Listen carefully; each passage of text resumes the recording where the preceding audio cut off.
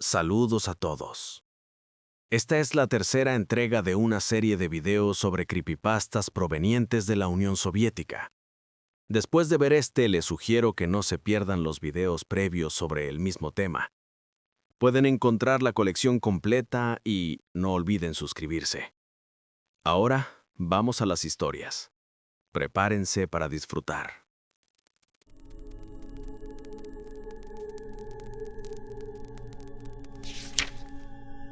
Esta historia me ocurrió cuando tenía 16 años. Mi abuela provenía de un pequeño pueblo en la taiga, donde la última vez que lo visité solo quedaban 12 casas. Su familia estaba compuesta por 6 hijos, y todos se mudaron a distintas ciudades dentro de la vasta Unión Soviética. Al final, solo una de las hermanas de mi abuela decidió quedarse en el pueblo. Solíamos ir con frecuencia a visitar ese hermoso lugar durante el verano. Los imponentes pinos, el río cristalino y serpenteante, los sonidos de la naturaleza y todos los demás encantos de la vida rural eran inigualables. Un día mi abuela vino a visitarnos y le comentó a mi madre que planeaba ir a ver a Galka, la hermana de la que les hablo. «Estamos envejeciendo», dijo. «¿Cuándo nos veremos nuevamente?» Al escuchar esto, me empeñé en convencer a mi abuela para que me llevara con ella. En primer lugar, mis padres estaban construyendo una cabaña ese verano, y no tenía ganas de pasar todo el tiempo mezclando mortero, pasando ladrillos a los obreros borrachos e inhalando el polvo de ladrillo combinado con el perfume de Prima. En segundo lugar, ¿por qué no pasar 2 semanas pescando y montando a caballo? Además, los vecinos de la tía Galia solían recibir a su nieto, Yegor, casi todos los veranos. Nos habíamos encontrado un par de veces y habíamos congeniado bastante bien. Para mi sorpresa, mi madre aceptó de inmediato. Y así me encontré, con mi maleta en mano, temblando dentro de un sofocante autobús Pasig. Tras interminables horas recorriendo los caminos, por fin llegamos al pueblo. La bienvenida fue organizada a lo grande. Todos los vecinos estaban presentes. Como de costumbre, bebimos, recordamos viejos tiempos, lloramos, y la velada terminó con canciones como From Afar, Long, de Sikina. No puedo describir el estado de ánimo en el que me encontraba al enterarme de que Yegor no vendría y tendría que entretenerme solo durante 2 semanas. De entrada debo decir que la casa de la tía Galia era bastante amplia. Me asignaron una cama al fondo y, en cuanto me acomodé, caí en mis sueños como si me encontrara en el reino de Morfeo. Al despertar, curiosamente me encontraba de buen ánimo. La ventana estaba abierta y la habitación era tan fresca, con un aroma a diversas hierbas, que incluso el pesimista más empedernido habría sonreído. Ya podía escuchar el bullicio de los preparativos del desayuno en la cocina. Mi abuela y mi hermana reían, el sonido de los platos resonaba, y estaban colocando la mesa. Me vestí rápidamente, salí para saludar y me encontré con el hijo de la tía Galia. Pero ¿cómo podría olvidarme del tío Vitia? Él trabajaba como guardabosques en los bosques cercanos y solía pasar parte del verano visitando a su madre. Era un hombre muy amable. Conocía el bosque como nadie y nos relataba a Yegor y a mí historias fascinantes sobre él. Nos dimos un firme apretón de manos e intercambiamos saludos como «Vaya, cómo has crecido, ¿qué tal te va?» y cosas por el estilo. Tras el desayuno, me invitó a ir de casa y acepté encantado. Teníamos que caminar hasta el antiguo pabellón de caza, que estaba a unos 15 kilómetros de distancia. Después de hacer una rápida preparación de nuestro equipo, partimos. Al principio la caminata fue cómoda, aunque el sol brillaba y se filtraba entre las copas de los grandes árboles centenarios, pero en el bosque se respiraba frescura. El aroma embriagante de las agujas de pino y las hierbas, acompañado de los sonidos únicos de los pájaros, hacían que el viaje fuera increíble. Hicimos una parada para pescar y logramos atrapar 3 lucios para preparar una sopa de pescado. En resumen, fue una maravilla. Sin embargo, con el paso del tiempo, el cansancio comenzó a afectarnos. Para aquellos que no han estado en la taiga de verdad, les diré que no es como lo pintan en las películas. Es un sendero rodeado de pequeños bosques de abetos, o en realidad son pinos caídos. El camino a veces desciende y luego asciende de forma abrupta. Las ramas parecían querer azotarte la cara. En general, hubo momentos difíciles. Cuando llegó la tarde, llegamos a un gran claro, y el tío Vitia comentó que el pabellón de caza estaba justo detrás. Me lancé de inmediato hacia la hierba alta, pero tío Vitia me detuvo y sugirió que rodeáramos el lugar. Con todo mi ímpetu juvenil, comencé a discutir con él, explicándole las leyes de la geometría. Traté de convencerlo de tomar una ruta más corta, pero, por alguna razón, él se mantuvo firme. Así que, de mal humor, lo seguí alrededor de ese enorme claro. Intentó convencerme, pero le dejé claro que me sentía profundamente ofendido. «Créeme, es mejor así», dijo el tío. «¿Cómo es eso?», le respondí. «Bueno, escucha. Antiguamente, todo el pueblo solía segar la hierba en este campo. El campo estaba dividido en parcelas para cada casa y luego comenzaba la siega. El anciano del pueblo se encargaba de dividir el campo. Lo distribuía de manera equitativa, sin mostrar favoritismos. Pero una vez, tu abuela y yo casi nos enzarzamos con él. Esto ocurrió un día cuando fuimos con ella a recoger heno. Llegamos a nuestra parcela y comenzamos a rastrear. Desde lejos vimos a una joven trabajando en otra parcela. Mientras nosotras dos recogíamos el heno, ella ya había avanzado bastante en la suya. «¿De quién es esa parcela?», me preguntó tu abuela en ese momento. «Es la parcela del jefe. También está su hija trabajando allí, por alguna razón. Fíjate cómo está la parcela del jefe. La hierba está espesa, pero ella suelta el heno tan rápido. ¡Qué lista!». Y seguimos trabajando. De repente escuchamos a Polinka gritándonos. Era la hija del jefe, y nos hacía señales con los brazos. Le dije a tu abuela que fuera a ver qué necesitaba. Yo me quedaba trabajando. Ella se fue y yo continué con mi labor. El tiempo pasó y regresó pálida, diciendo: «Fui a ver a Polinka, pero ella se aleja y sigue llamándonos». La seguí hasta el borde del bosque. Ahí se detuvo, sonriendo, inmóvil. Solo Vitka se asustó y no quiso adentrarse en el bosque. Algo no andaba bien con Polinka. «¿Y qué pasó después?», le pregunté a mi tío, con una curiosidad palpable. «Nada», dijo. «Seguimos trabajando. Miramos». Polka también había regresado al terreno y estaba rastrillando el heno. Entonces comenzó a gritarnos algo otra vez, agitando los brazos. «Venid aquí, soy Ekaterina, el nombre de mi abuela».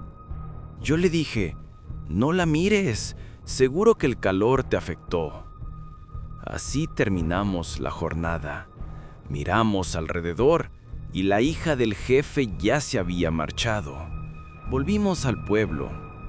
Katia fue corriendo primero a la casa del presidente para averiguar qué quería Polinka.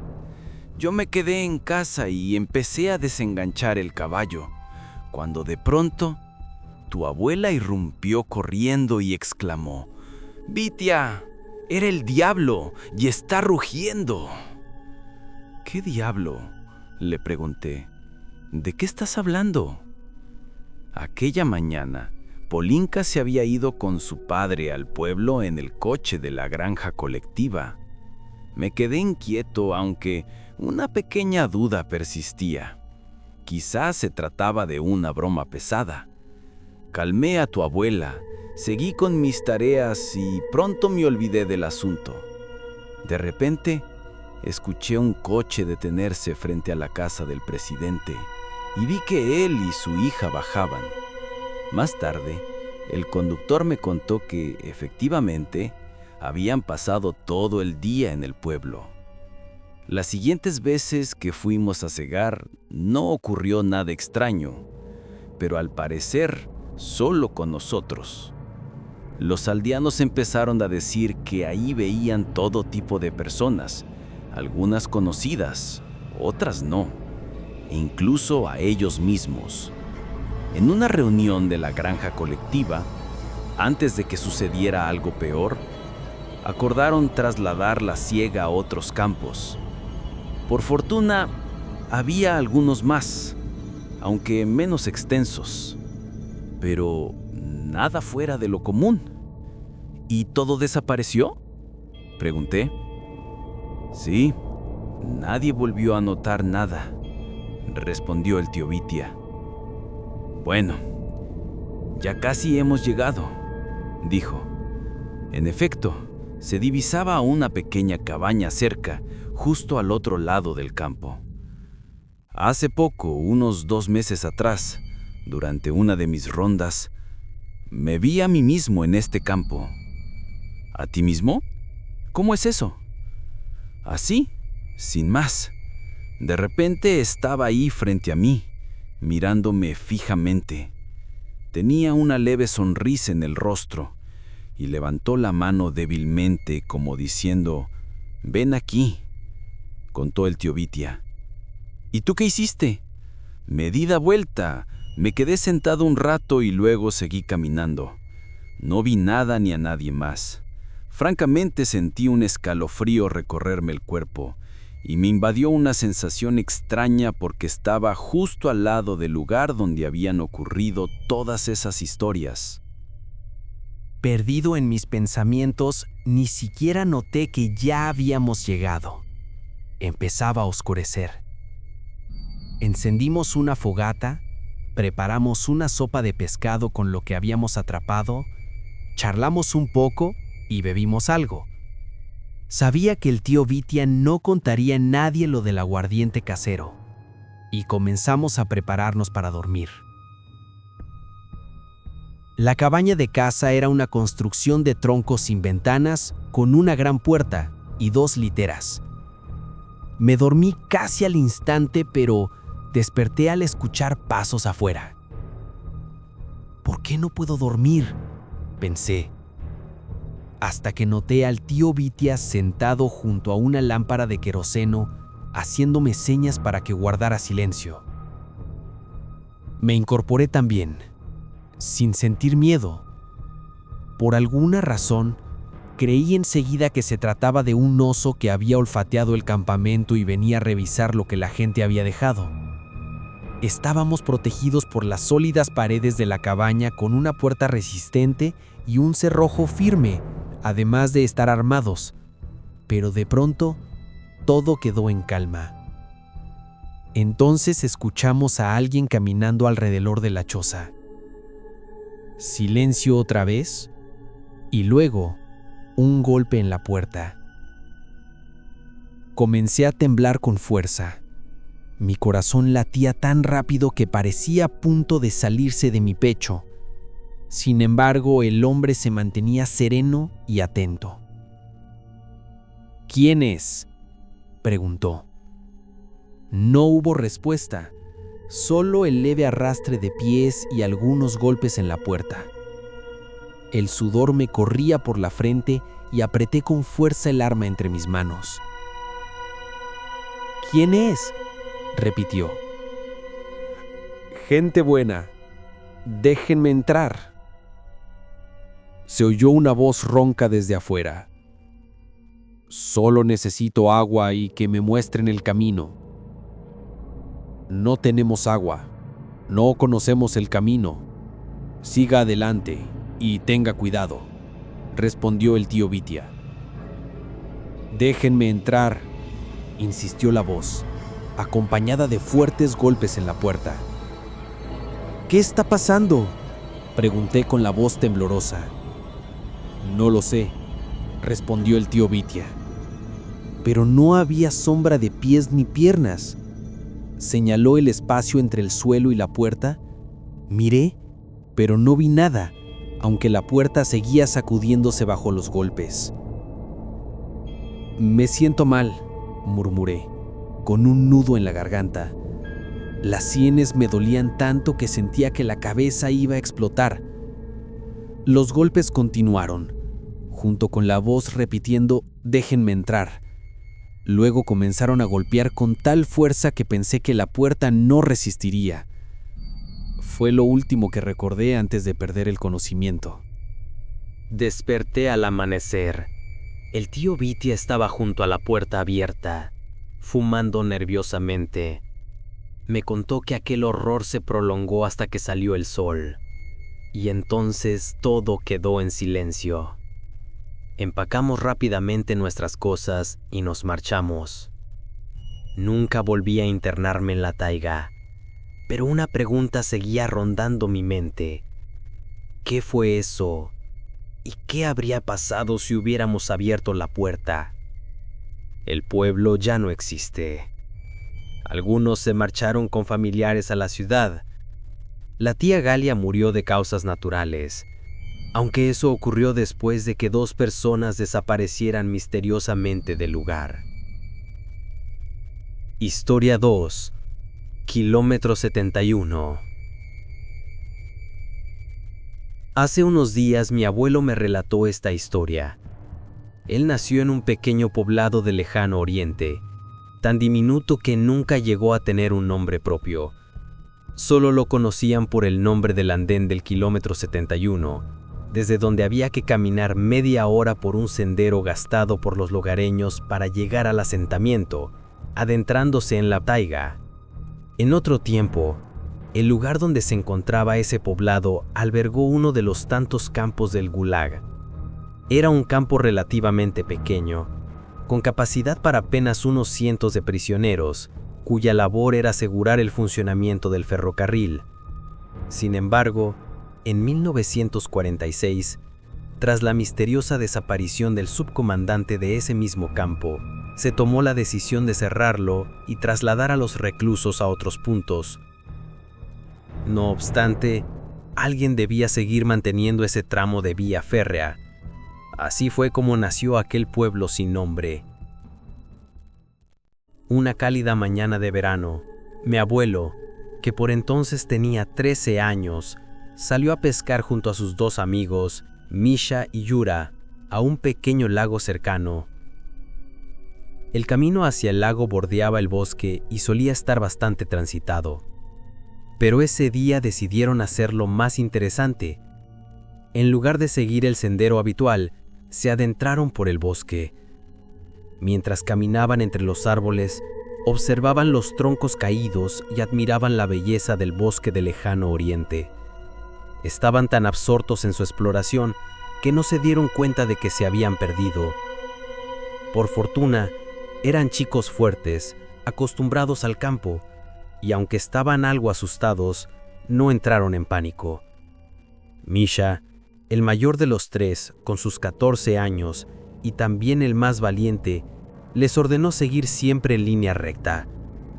Su padre era un cazador experimentado, que solía llevarlo al bosque, así que Misha sabía que en esa dirección corría un pequeño arroyo de montaña, que serpenteaba como una media luna alrededor del bosque, y terminaba desembocando en el mismo lago al que querían llegar.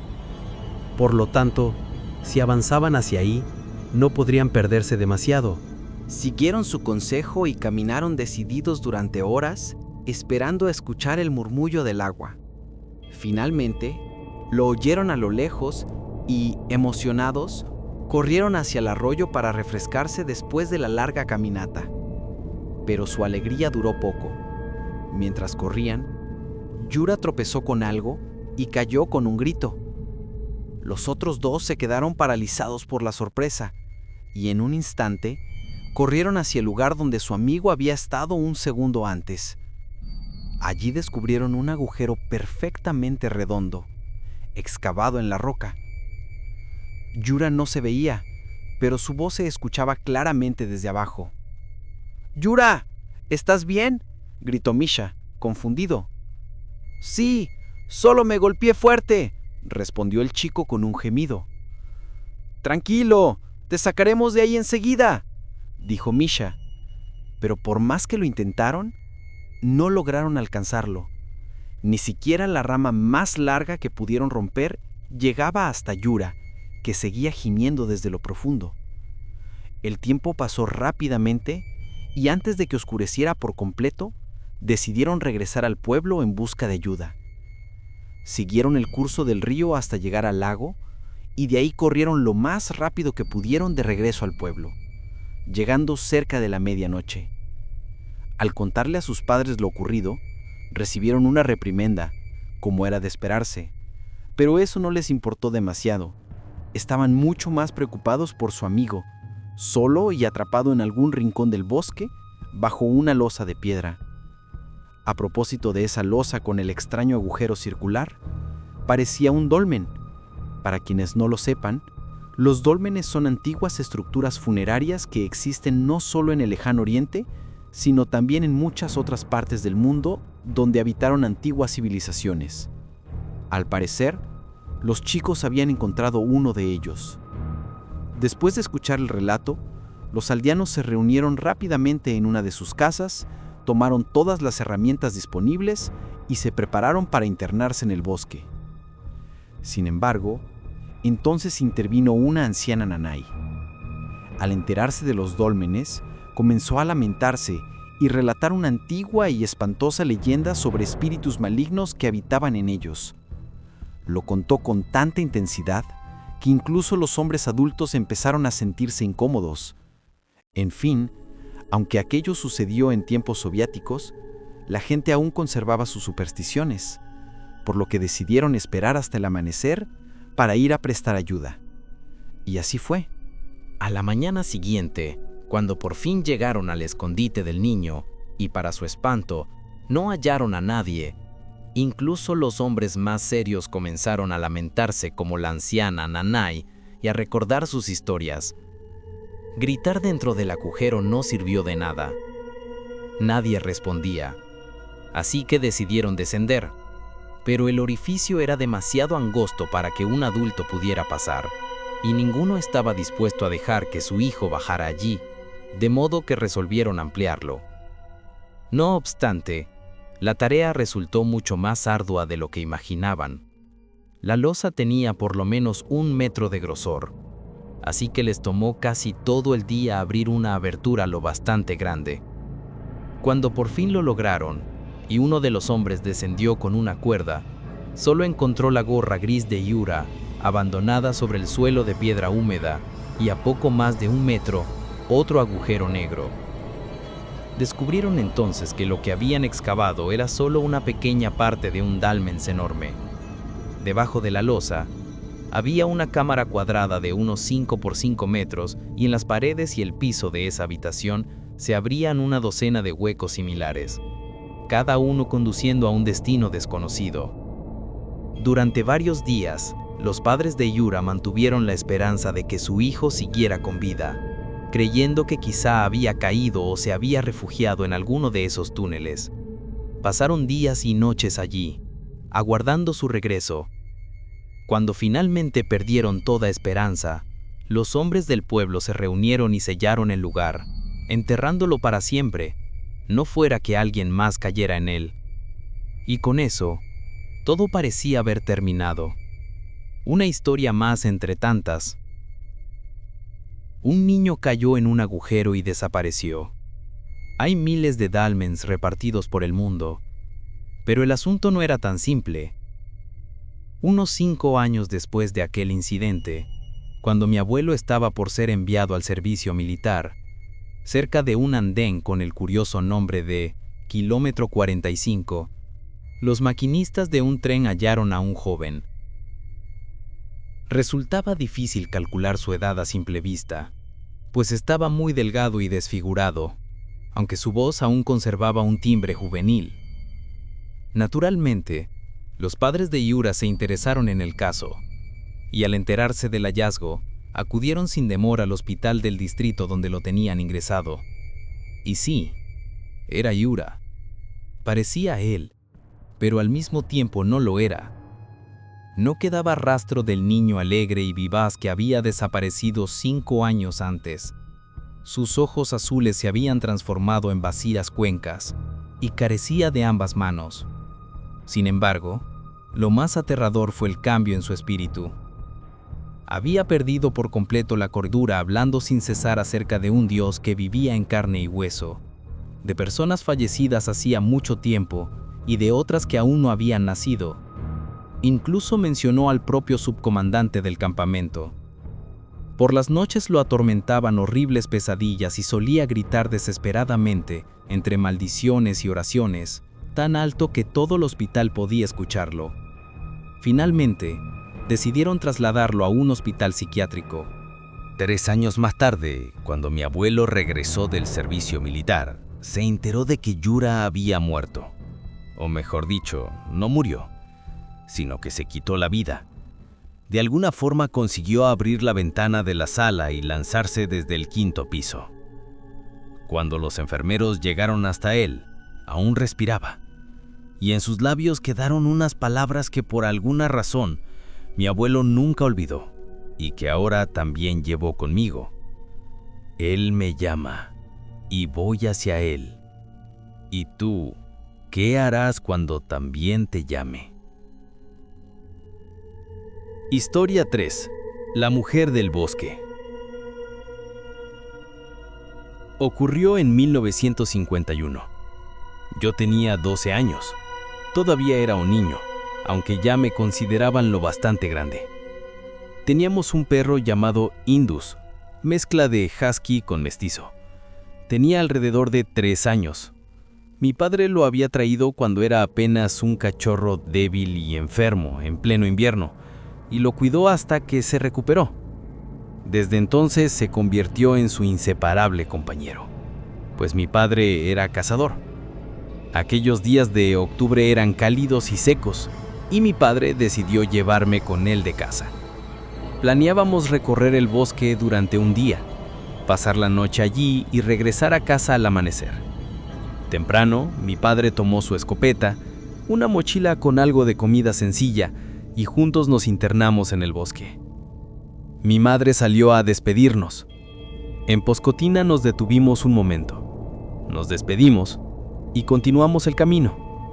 Cuando ya habíamos avanzado una buena distancia, me volví y vi que mi madre aún permanecía ahí, de pie, santiguándose mientras nos veía partir. Después de caminar todo el día por el bosque, no recuerdo qué aves logró cazar mi padre, decidimos acampar para pasar la noche bajo un enorme abeto de ramas densas. Cortamos algunas ramas para evitar la humedad del suelo, recogimos bastante leña seca para mantener viva la fogata hasta el amanecer, encendimos el fuego, comimos y nos dispusimos a dormir. Mi padre, agotado tras la jornada, fue el primero en acostarse.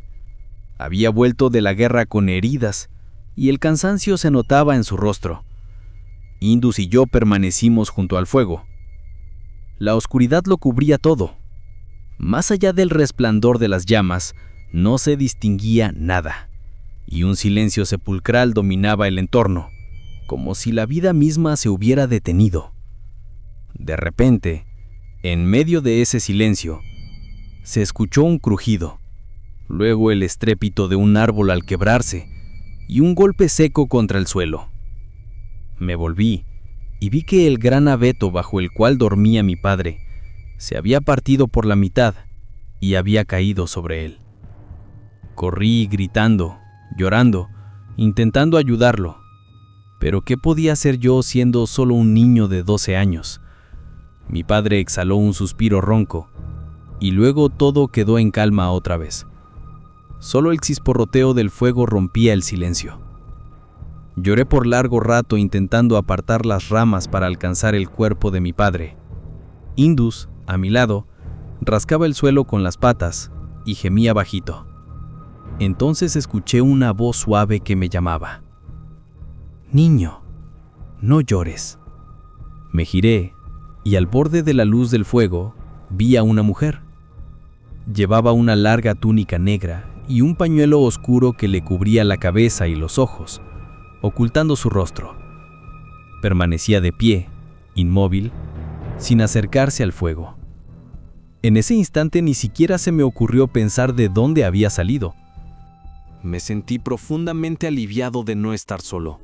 La mujer extendió su mano hacia mí y comenzó a decirme que ya no había nada que hacer por mi padre, que había muerto y que debía marcharme con ella, pues quedarme ahí no tenía sentido. Empecé a caminar en su dirección, aturdido, como si estuviera soñando. Pero de pronto el indio saltó en pie y empezó a ladrar y gruñir, corriendo de mí hacia la mujer y de ella hacia mí, sin permitir que ninguno de los dos nos acercáramos al otro. Fue como si despertara de golpe. El pánico me invadió tanto que solté un grito desgarrador como un niño asustado. Tomé la escopeta de mi padre y me senté junto al fuego, temblando de miedo. La mujer comenzó a moverse en círculos, siempre fuera del resplandor, llamándome por mi nombre. El indio gruñó con fuerza y se lanzó contra ella, aunque sin salir del círculo iluminado. No sé cuánto duró aquello, tal vez 10 minutos, tal vez hasta medianoche. Permanecí allí sentado, aturdido, aferrando la escopeta con más fuerza a cada instante. De pronto todo quedó en silencio. El indio, como si nada hubiera ocurrido, se echó a mis pies, levantando la cabeza de vez en cuando para gruñir. Miré alrededor, la mujer había desaparecido. Permanecimos así hasta que amaneció. Cuando salió el sol, cubrí el cuerpo de mi padre lo mejor que pude con ramas de un abeto caído, para evitar que los animales lo destrozaran, y emprendí el camino de regreso. Deambulé por el bosque durante todo el día siguiendo las señales que él me había enseñado. Pero al llegar por cuarta vez al mismo pino, comprendí que estaba completamente perdido. En otoño oscurece temprano. De algún modo logré encender una fogata y me desplomé bajo aquel mismo árbol. El indio se acurrucó cerca de mí y fue como si ambos cayéramos en la oscuridad. Desperté más tarde y todo era blanco. Había empezado a nevar durante la noche. El indio ya no estaba y volví a desmayarme. Sentí algo frío rozándome la cara. Al abrir los ojos, vi al indio empujándome con el hocico. A lo lejos mi madre venía corriendo, mientras unos hombres bajaban de sus caballos. Después de contar lo sucedido, hallaron el cuerpo de mi padre rápidamente. Estaba a menos de 1 kilómetro del lugar. Había pasado todo el día vagando sin rumbo. Cuando enterraron a mi padre, mi madre me confesó, tras despedirse de él, que había sentido durante todo el día y la noche una angustia tan fuerte que quería aullar, y que ese pensamiento no la abandonaba. Me contó también por qué había ido a despedirse. Dijo que al no haber vuelto yo al anochecer, corrió a hablar con el presidente para que pidiera que organizaran una búsqueda. Él la convenció de esperar hasta el amanecer, pero al amanecer oyó a un indio aullar en el patio y arañar la puerta. Entonces comprendió que algo terrible había ocurrido. Gracias al perro lograron encontrarme. Cuando hablé de la mujer, nadie me creyó del todo. Algunos pensaron que lo había imaginado, otros decían que tal vez era una vieja creyente, aunque hacía mucho tiempo que nadie oía hablar por ahí la zona. Aún hoy no sé quién o qué era realmente. El indio vivió con nosotros varios años. Más tarde, cuando ya servía en el ejército, mi madre me escribió que un día se internó en el bosque y nunca regresó. Dijo que seguramente fue allá a morir. Desde entonces jamás conocí un perro más leal. Historia 4. La petición. Terminaba de cenar cuando el teléfono sonó. Aquel viejo aparato de disco casi no se usaba, pero siempre permanecía conectado, ya que mi abuela jamás logró dominar la tecnología moderna, aunque, siendo sincera, tampoco lo intentó demasiado. El timbre sonó fuerte y apremiante, tanto que el susto hizo que el tenedor se me cayera de las manos. Puse los ojos en blanco, limpié los dedos disimuladamente.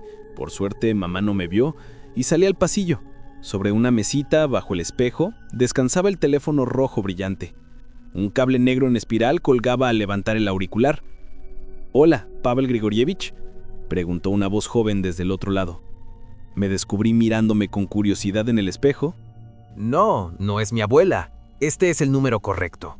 Respondí con tono pomposo, imitando el aire solemne de mi familia cuando atendía. Mis padres no estaban en casa. Habían ido a la ciudad a un aniversario. Por suerte, al volver para las vacaciones, había olvidado que mis padres solo salían del pueblo los fines de semana, cuando se les acababan los víveres. Hacía 2 años que yo había ingresado en la universidad. Mamá había decidido que quería vivir más cerca de la naturaleza, algo comprensible. Había trabajado casi toda su vida en una planta química y su salud se había resentido. Papá apoyó la idea sin pensarlo. Seguía viajando en camión por todo el país y 20 kilómetros de más no eran nada para él. Finalmente, se establecieron en el pueblo, del que ya casi no salían, papá cuando podía, mamá cuando quería. Por eso me alegraba de estar sola. ¿Y cuándo vuelves?, pregunté.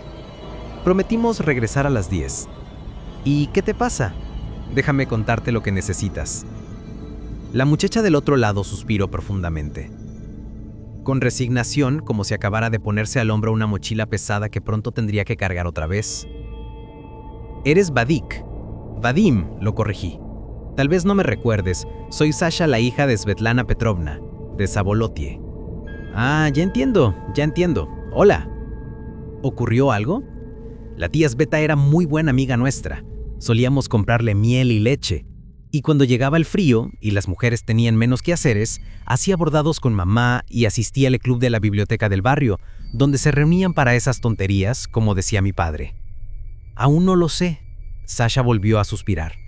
Pero llevo 3 días sin lograr comunicarme con mamá. Quizá haya algún problema con el teléfono, o le haya pasado algo. Pensé que tal vez tus padres podrían pasar a ver si está bien. Entendido. ¿Quieres que vaya yo mismo ahora, si es algo urgente? Sí, dijo la muchacha con un sobresalto. Pero enseguida se contuvo. Sí, si pudieras hacerlo, por favor. Te lo agradecería mucho. La última vez que hablamos fue hace una semana. Y ahora no hay forma de contactarla. No tengo el número de sus vecinos. Hizo una pausa. Ya no es joven. Nunca se sabe. Estoy intranquila. Miré por la ventana. En el horizonte se acumulaban nubes oscuras y pesadas que presagiaban lluvia. Pero siendo sinceros, el día no prometía nada especial, así que salir a caminar no parecía mala idea. Si no me demoraba, como un hobbit, podría ir y volver antes de que empeorara el tiempo. Aún me daba tiempo de comprar algo para comer en un puesto del pantano. Tenía ganas de algo con gas. Vale, puedo ir en coche. Dame tu número. Te llamaré al llegar. Sasha me dictó el número y nos despedimos. Tomé un puñado de cacahuates en la cocina, cerré la casa con llave y saqué la bicicleta del cobertizo. El trayecto hasta el pueblo vecino tomó al menos 15 minutos a buen paso. Era un camino bonito, aunque lleno de baches. Ya se formaban nubes más densas frente al sol. Decidí no perder tiempo. Subí a la bicicleta, pasé velozmente junto a casas nuevas con portones altos, luego junto a chozas torcidas, hundidas en la tierra y rodeadas de matas de hierba mora, hasta dejar atrás el pueblo. Pedalé por un sendero arenoso y lleno de huecos. En primavera, una motoniveladora lo había allanado, pero el tránsito constante de camiones madereros lo había vuelto a destrozar para el verano. Mi padre y un vecino habían intentado tapar los baches con grava una vez, pero fue inútil, dinero perdido. Mientras contemplaba el pinar, pensé en la tía Sveta. Tenía teléfono fijo y móvil igual que nosotros. Los móviles pueden dejarse en silencio y olvidarse, pero el fijo es imposible de ignorar por mucho que se quiera. Además, los vecinos solo se comunicaban de esa forma. Se llamaban para ofrecer bayas, carne fresca, revisar cuentas o, sobre todo, para chismorrear. Vimos a Petrovich en la tienda del pueblo. Sigue sin superar su problema con el alcohol. Ahora no hay quien le saque el tractor. Olenka vende arándanos en el mercado a 300 rublos, pero intentó cobrármelos a 400. En fin, los pueblos cercanos estaban todos muy conectados, como una sola familia. Por eso me pareció raro que nadie notara la ausencia de la tía Sveta, siendo ella quien vendía la leche. No me puse a imaginar nada. Iré a ver, lo más probable es que sea un cable dañado. Al pasar el cartel de Zabolotie, vi un campo con pacas de heno dispersas. En el cruce me encontré con un puesto de comida. Por lo que vi, solo quedaba Makarich guardando pan en bolsas de lona. Llegué justo a tiempo. Siempre era el último en aparecer, pues evitaba mezclarse con las mujeres. El viejo vivía solo. Era un pescador empedernido y a menudo echaba las redes junto con mi padre.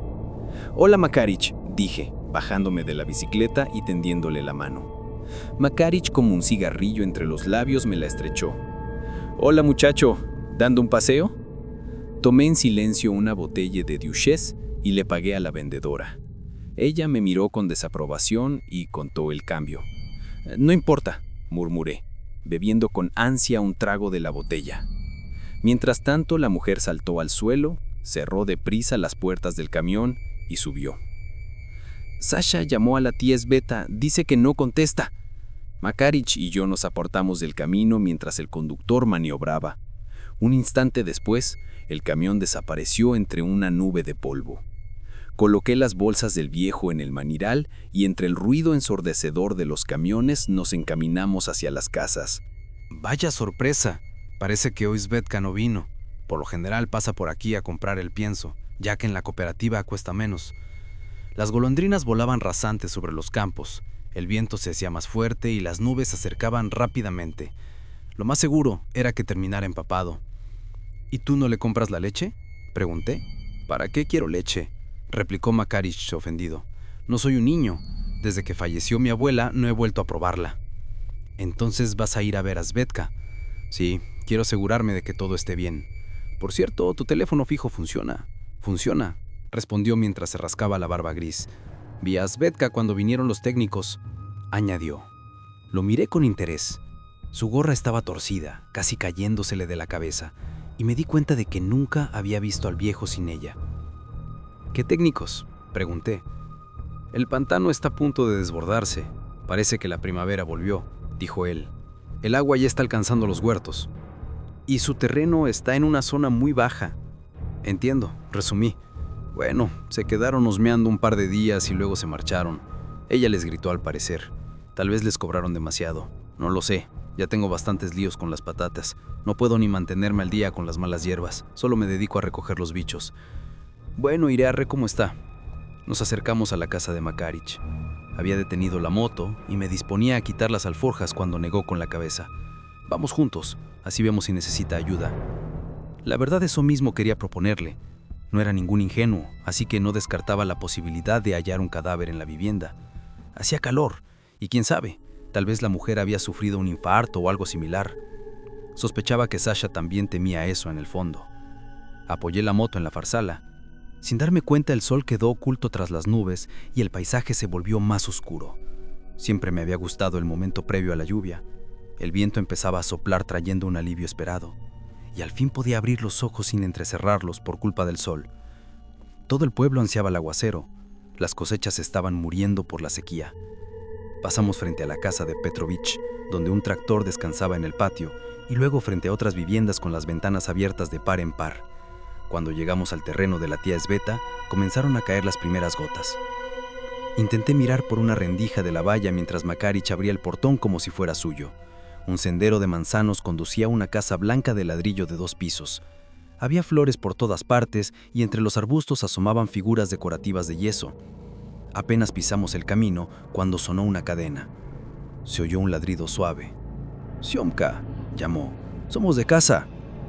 El perro mestizo de pelaje rojizo se acercó trotando, se echó en el suelo y movió la cola con energía. La lengua rosada le colgaba por un lado. Cuando me agaché para acariciarle detrás de la oreja, corrió hasta su caseta. Me dio la impresión de que respiraba con dificultad. Miré su cuenco. Estaba seco. El pobre animal se moría de sed. Levanté la vista hacia Makaric, tomé agua del barril y se la vertí. Siomka empezó a beber inmediatamente. Mi abuelo se inclinó y dijo: «Mira eso», señaló un hoyo profundo bajo la caseta. «¿De verdad pensabas que solo buscaba sombra?» «Tal vez huía de algún animal», aventuré. «En verano los animales no salen del bosque. En invierno sí, a veces los lobos atacan a los perros por las noches». Makaric se enderezó con un quejido y gritó: «Svetka, ¿estás en casa?» Nos quedamos escuchando, pero no hubo respuesta.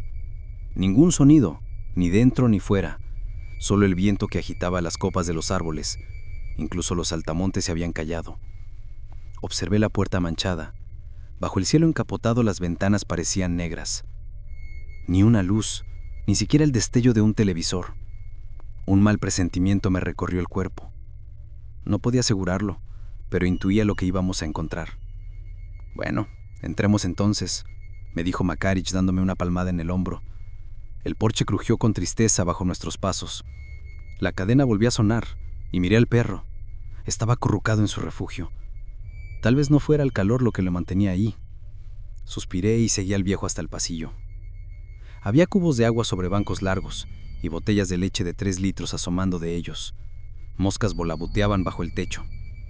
De los muros colgaban ramos secos de hierba de San Juan y manzanilla. Makarich aspiró el aire. «Huele agrio», dijo. «No sé qué pensar, pero Petrovna debe de estar muy molesta». «Y con este calor», murmuré, «entraremos y la leche agria nos olerá a flores». El abuelo escupió al suelo, se santiguó y cerró con fuerza la puerta del pasillo. Yo fruncí la nariz, pero no noté nada. La casa estaba oscura y silenciosa, como si apenas amaneciera. Por un momento me dio la impresión de que la tía Sveta simplemente descansaba después de alimentar a los animales. Petrovna en casa. Es Makarich. Silencio. Mi espalda chocó contra el interruptor y la luz se encendió. Una bombilla amarillenta colgaba del techo, iluminando débilmente el lugar. En las paredes de madera había cuadros con conchas enmarcadas. Me acerqué al espejo y localicé el teléfono fijo. Makarich me observaba atentamente y señaló una tubería que pendía cerca del suelo. Preferí no tocar nada, por precaución. «Sube al segundo piso, voy a revisar algo», dijo mi abuelo. Asentí y crucé las cortinas de cuentas. Mientras él se dirigía al salón, comencé a subir con cuidado, procurando no rozar la barandilla. Aquello casi me cuesta una caída. Mi zapatilla se deslizó sobre algo húmedo, pero logré recuperar el equilibrio justo a tiempo. La luz apenas alcanzaba los escalones y aún así merecía la pena mirar bien. No quería hacerlo. Como cualquiera, lo primero que pensé fue en sangre. De pronto, la visita a la amiga de mi madre ya no parecía tan simple. La casa había perdido toda calidez y la lluvia golpeando el techo acentuaba esa sensación inquietante. Saqué el móvil, encendí la linterna y la dirigí hacia el suelo. Bajo el haz de luz, algo oscuro brilló. No era rojo, sino negro.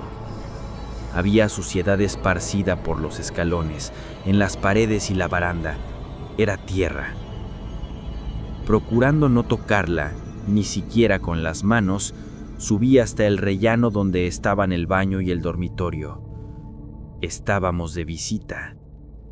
Había estado ahí antes con mis padres, así que recordaba más o menos la distribución.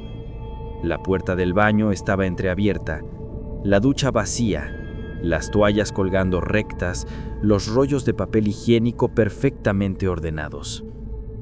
Dudé unos segundos frente a la otra puerta, luego giré el pomo y la empujé. Se me cruzó la imagen de la tía Sveta sobre sábanas manchadas de sangre, pero el cuarto no era así. La puerta se abrió con un leve chirrido y una débil claridad se filtraba desde la ventana cerrada. Bastó con eso para entenderlo. La habitación estaba vacía. Todo indicaba que la mujer había salido con prisa. Las cortinas permanecían cerradas, la cama deshecha, la ropa tirada a los pies. Podría aceptar semejante desorden en mi cuarto, pero no en el de los aldeanos, que solían dejar sus camas impecables, con las almohadas alineadas y cubiertas con tul de encaje. ¿Qué la habría hecho levantarse tan rápido? ¿Una llamada? O quizá no tuvo tiempo de hacerla. Encendí la luz por precaución. Un escalofrío me recorrió la espalda. Desde la alfombra, unas marcas oscuras con terrones de tierra se extendían hacia la cama, igual que en las escaleras. Manchaban las sábanas, mezclándose con algo más. El piso crujió al acercarme.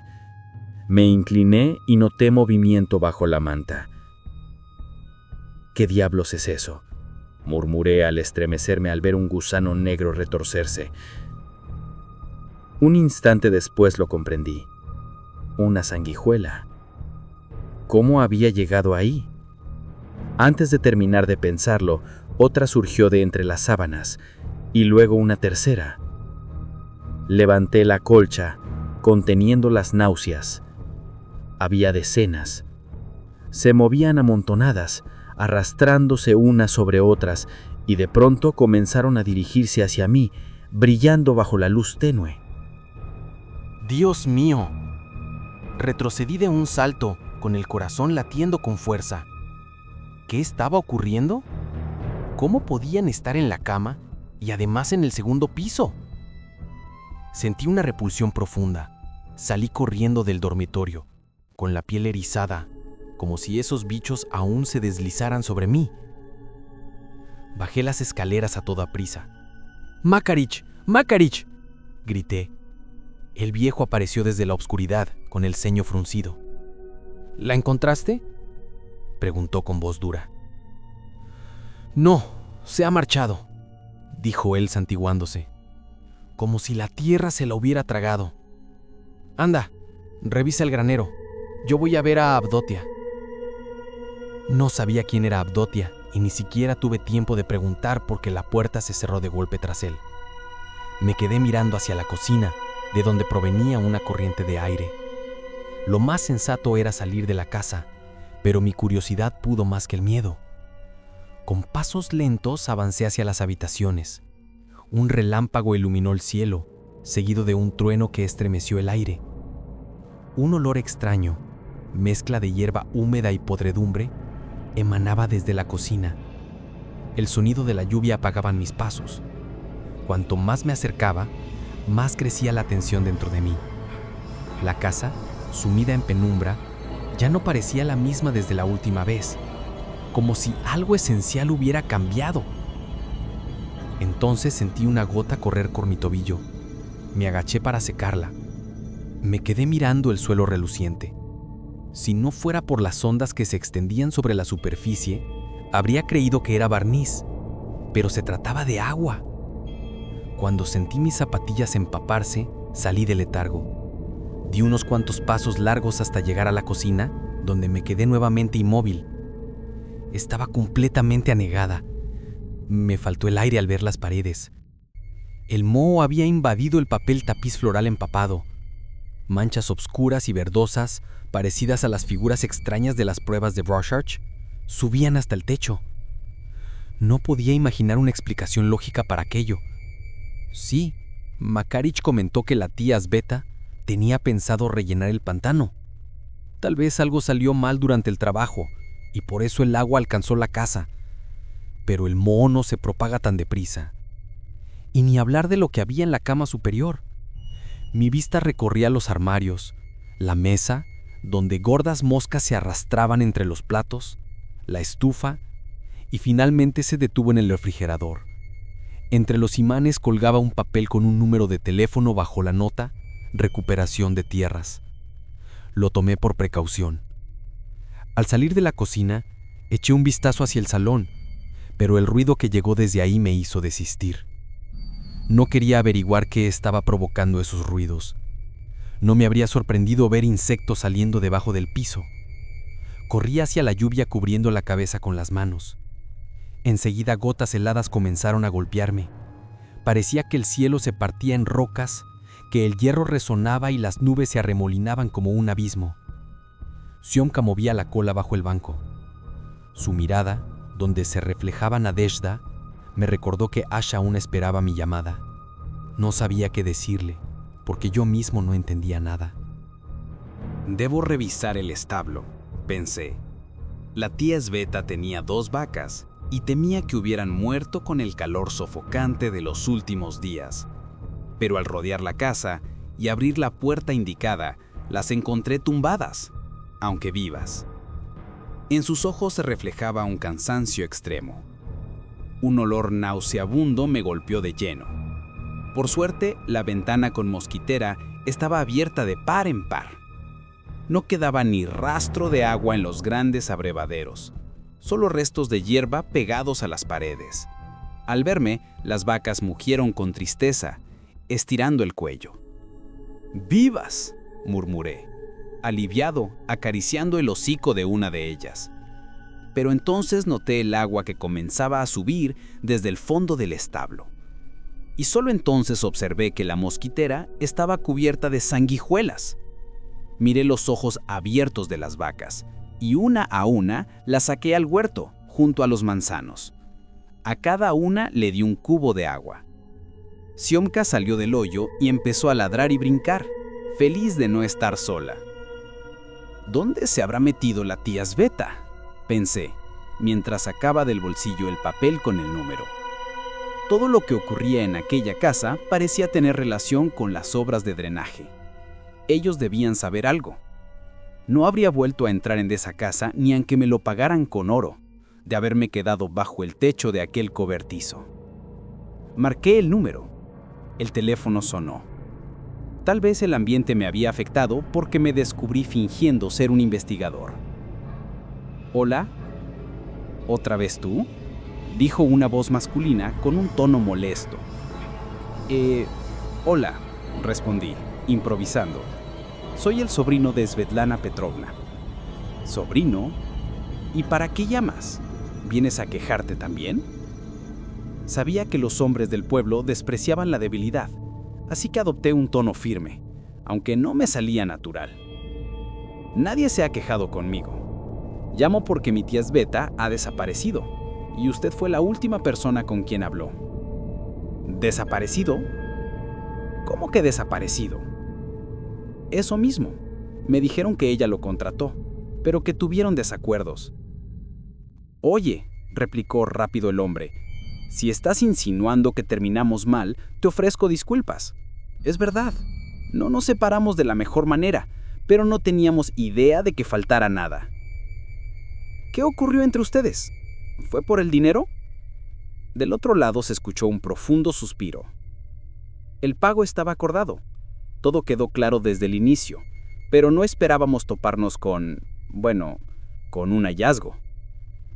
¿Qué clase de hallazgo?, pregunté. El hombre bajó la voz y me dijo: encontramos huesos humanos en el pantano. Le dijimos a la señora, llame a la policía, pero no lo hizo. Ahí quedó todo. Entiérrenlos, nos dijo. Si vienen, harán excavaciones arqueológicas. Yo la entiendo, pero después podríamos tener problemas legales. ¿Y se negaron? ¡Claro! Le devolvimos el dinero. No me malinterpretes, solo cobramos el combustible, ni siquiera el trabajo. No queríamos tener nada que ver. Tal vez sean restos de la guerra, habría que estudiarlo más. Aún así, no le guardamos rencor a tu tía. Es su asunto, dijo él finalmente. Si ocurre algo, lo informaremos a la policía. Nuestro negocio es legítimo. No somos más que trabajadores normales, aunque solo tengas mi palabra para creerlo. Me sorprendería mucho que nos entregaran recibos o siquiera algún comprobante. El agua ya había llegado a la casa de mi tía. Se lo comenté a Graham. ¿De qué estás hablando, hombre? No digas disparates. Eso no puede ser cierto. Río brevemente. ¿Dónde queda la casa y dónde el pantano? El agua no alcanzará la casa ni en años, aunque el pantano se seque por completo. La casa de tu tía está en una zona alta y tú lo que necesitas es llamar a un fontanero. Bueno, entonces habrá que ir a la policía. Entiendo. En fin. Buena suerte. Que Dios te acompañe. Sentado en el umbral de madera del edificio, contemplé con melancolía los árboles detrás de la casa.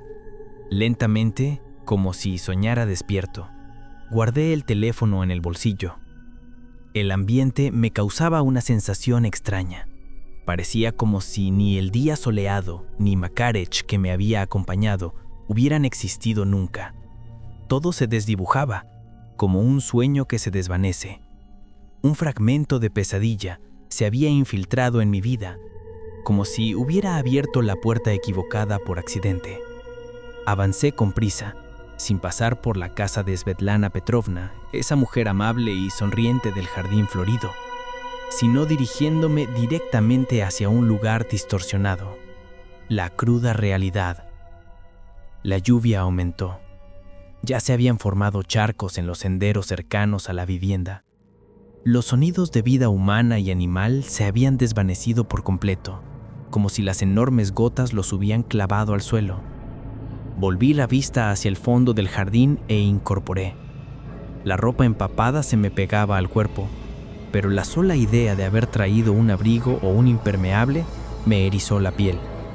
Sin pensarlo demasiado, me adentré en la penumbra entre las ramas densas y enmarañadas.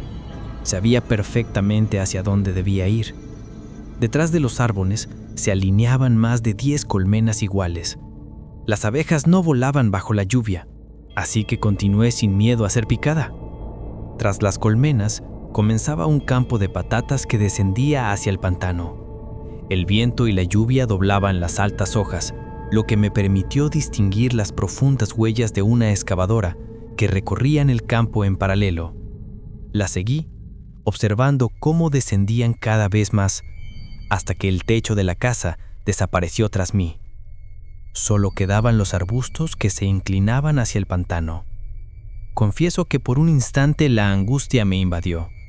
De repente olvidé por qué me dirigía allí, por qué estaba sola. ¿Había todavía un pueblo detrás de mí? ¿O se había desvanecido entre la neblina, como un punto ciego dentro de un sueño? Aunque tenía el rostro empapado, sentía la boca reseca. Aún así, mis piernas seguían moviéndose por su cuenta, sin que pudiera detenerlas. Tal vez solo me quedaba esperar que todo fuera fruto de mi imaginación, y que la tía Esbeth regresara diciendo que tenía una amiga de visita, o algo así. Que estuviera bien, sana y salva. Pero en el fondo sabía que solo eran ilusiones, no volvería. Y en realidad, todos lo sabíamos. Sasha, yo, Makarich.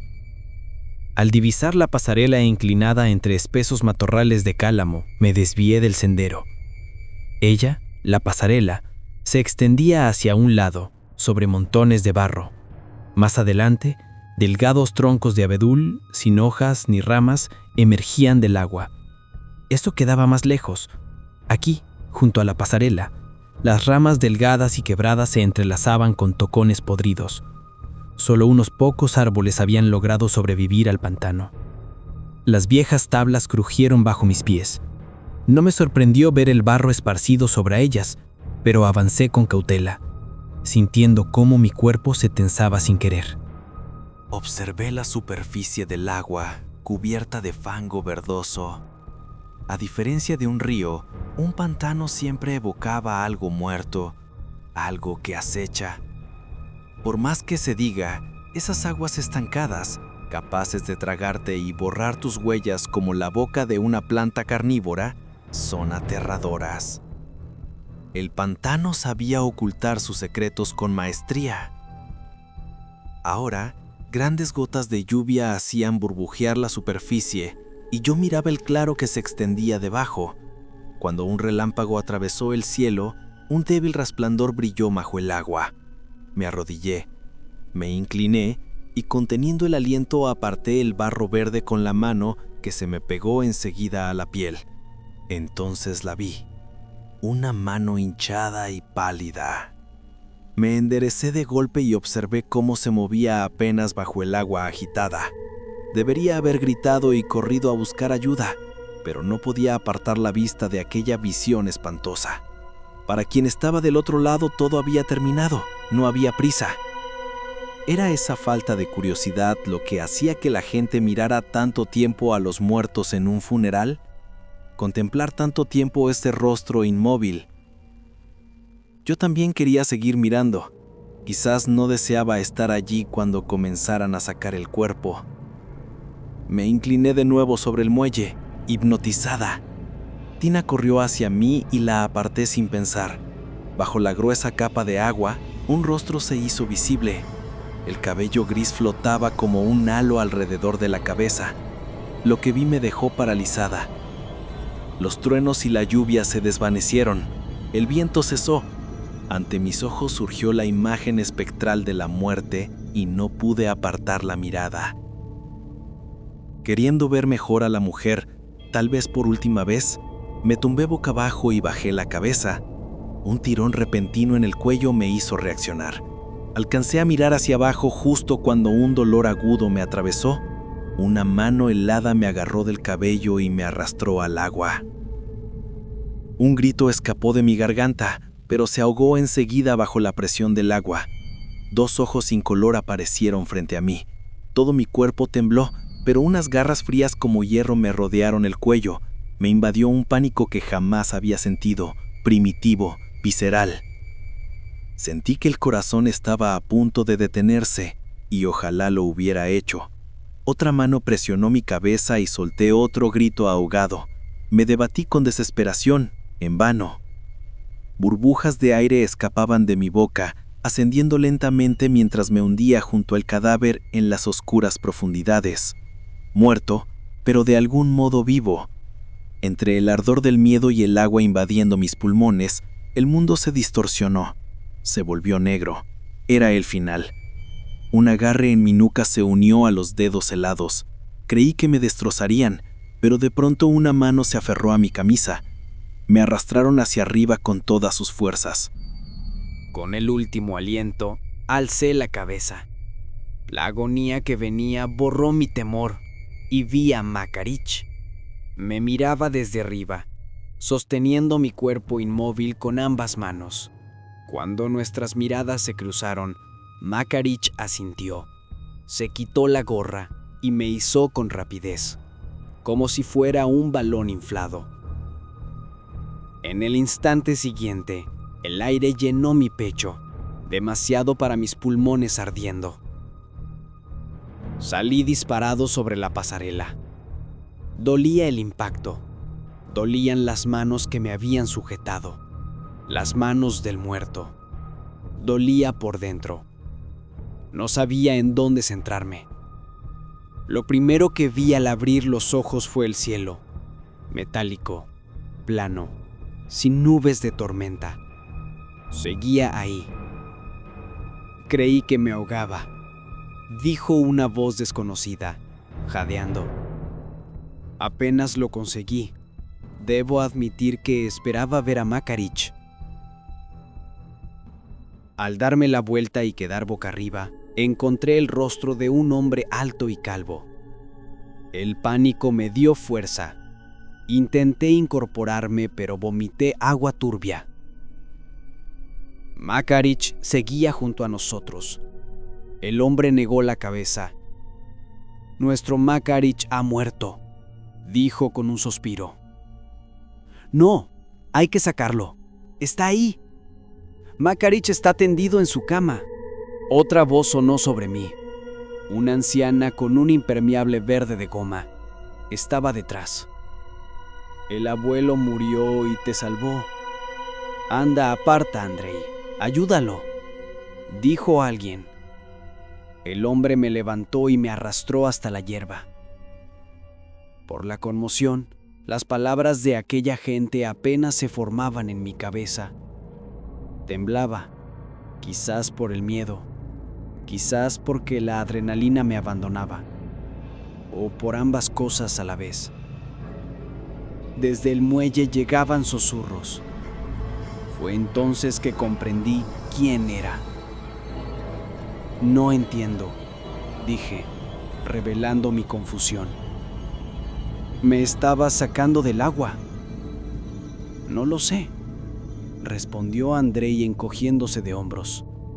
Y como vi a Makarich congelado hace 10 minutos, el anciano debe de haber fallecido esta mañana. Fruncí el ceño. ¿Cómo puede ser? Somos iguales. Caminábamos juntos por el sendero buscando a la tía Sueta. Y ahora resulta que el abuelo no estaba. Algo no encaja conmigo. ¿Cómo me encontraste?, pregunté sin ganas. Nada podría sorprenderme más hoy. Había sido un día demasiado raro. Andrei masticaba una brizna de hierba pensativo, sin apartar la vista de la anciana cuya capa rozaba las tablas. Parecía diminuta, como si la vida la hubiera secado. Mi madre no es una persona común. Dicen que tal vez ve cosas extraordinarias, que cura animales y que la gente viene a verla. Me miró fijo a los ojos y contó que su abuelo se le apareció y le dijo: Tenemos que ir al pantano de Petrovna. Bueno, primero fui a ver a Makarich, pero ya se había ido. Recuerdo eterno. Luego, claro, aquí. Y después tú. Así fue como no me percaté de que Avdotia, y sin duda era ella, se acercaba. Su rostro arrugado reflejaba desdén. Su mirada penetrante me obligó a apartarla. Estás vivo, estás vivo. Svetka. La Z ha causado mucho daño. Avdotia escupió y siguió su camino. La seguimos. Le dije, no remuevas el pantano, traerás problemas. ¿Asustada? Respondió, no importa, ven, te fumigaré. Pronto todo quedará en olvido. Ah, Makarich, dije. Que descanse en paz, Makarich. Era buen hombre, pero ya tiene sus años. Si está muerto, ¿cómo lo vi? Se volvió. ¿Dónde le encontraste? En el cruce, donde para el camión de comida. Ahí tienes la respuesta. Después de comer en el cruce. Debió decidir ayudarte, abuelo. Enciéndele una vela luego. ¿Y eso, tía Sveta? Tenemos que avisar a las autoridades, añadió Andrei. Que lo saquen. ¿Y por qué fuiste al pantano? Su hija nos llamó y nos pidió que fuéramos a ver a la tía Sveta. Bueno, ya fui, dijo entre risas. Baba Avdotia me tocó la mano. Llámala. Yo misma le diré a la niña, todo está bien. Al llegar a una pequeña cabaña de troncos, la lluvia casi había cesado. Ella estaba sentada en un taburete junto a una estufa rusa. Mientras miraba unos guantes de cocina, Avdotia abrió el armario con cajas de avena etiquetadas. Sacó algunas, vertió hierbas secas en un platillo y empezó a murmurar. Luego, las encendió. El aroma me invadió la nariz y dejó un retusto amargo en la lengua. Para que nadie nos siga, explicó, agitando el platillo alrededor de mí. Inhalé profundamente. ¿Qué ocurrió?, pregunté sin poder contenerme. Con sus pensamientos y planes, profanó el lugar donde descansaban quienes murieron ahí. No le des vueltas. Esas cosas no deberían pasar. Pero toda muerte merece respeto. Ahora soñará, dije con la vista fija en los lamentos de los santos en el rincón sagrado. Ya no. Respira más fuerte. Eso es lo importante. Respiré como si el humo pudiera borrar los recuerdos de todo lo vivido. El leve murmullo del vestido colorido de Baba Avdotia, el vaivén de sus brazos rodeándome, lograron calmarme. Sentí como si 1.000.000 de pequeños escalofríos placenteros recorrieran mi piel. Finalmente, cuando la hierba se convirtió en ceniza, colocó el platillo sobre la estufa. Me sentí reconfortado. Siéntate, tomarás un poco de licor de cereza. Si te preguntan, di que hallaste a Petrovna en el pantano y no menciones a nadie lo que pasó. En realidad, si no lo cuentas, será como si nunca hubiese ocurrido. ¿Entendido? Asentí y bebí el vaso de un solo trago. La anciana Avdotia me entregó unos pantalones secos y una camisa limpia. Más tarde, primero llegaron los policías, después los paramédicos, hicieron unas pocas preguntas y se marcharon enseguida. En los pueblos, todo se resolvía deprisa y sin demasiada curiosidad. Después de agradecerle a la vieja y a su hijo, me dirigí hacia mi bicicleta, exhausto. No se vería ninguna luz en las ventanas de Makarich, ni colgaban bolsas de pan del manillar. Regresé a casa esquivando los charcos. Una breve nota sobre la historia. Más que inquietante, me parece interesante y muy bien narrada. Su descripción tan rica permite sumergirse en la atmósfera y visualizar cada acontecimiento. Y eso ha sido todo por hoy. ¿Qué les pareció la historia? ¿Cuál fue su favorita? Dejen sus comentarios. Si conoces una buena creepypasta o relato de terror que te gustaría ver en el canal, compártelo en los comentarios de YouTube. Gracias por ver el video. No olvides darle me gusta y suscribirte. Eso es todo por hoy. Nos vemos pronto.